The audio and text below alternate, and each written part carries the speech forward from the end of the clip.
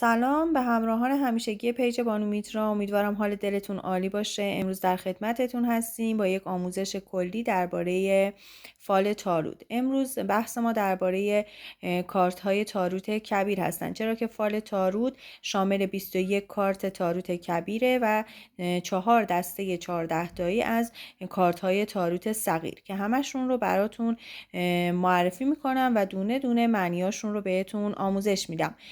خوشحال میشم اگر که از یوتیوب ما رو دنبال میکنین کانال رو داشته باشین، اسکراب کنین، برامون کامنت بذارین و اگر از اینستاگرام ما رو دنبال میکنین قلب سفید رو قرمز کنین و برامون کامنت بذارین.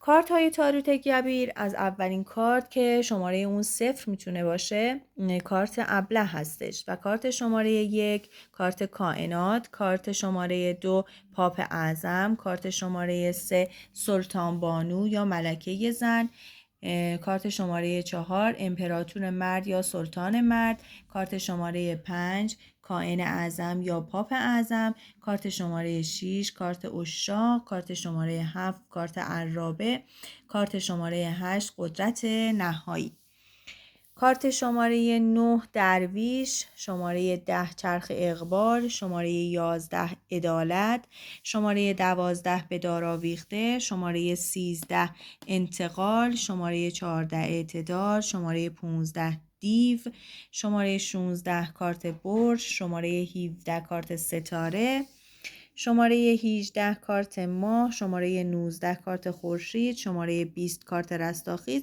و شماره 21 کارت کائناته. شماره کارت ها رو همونجور که نگاه میکنیم بر اساس اعداد رومی نوشته شده و هر کدوم از این 21 کارت که جزء کارت های تاروت کبیر هستن معانی موافق و مخالف زیادی دارن و اینکه کنار چه کارتایی بیان چه معنی میتونن بدن که همه این موضوعات رو در جلسات بعد خدمتتون عرض میکنم. امیدوارم که از این جلسه راضی بوده باشین. ما رو دنبال کنین و لایک کنین. ممنونم.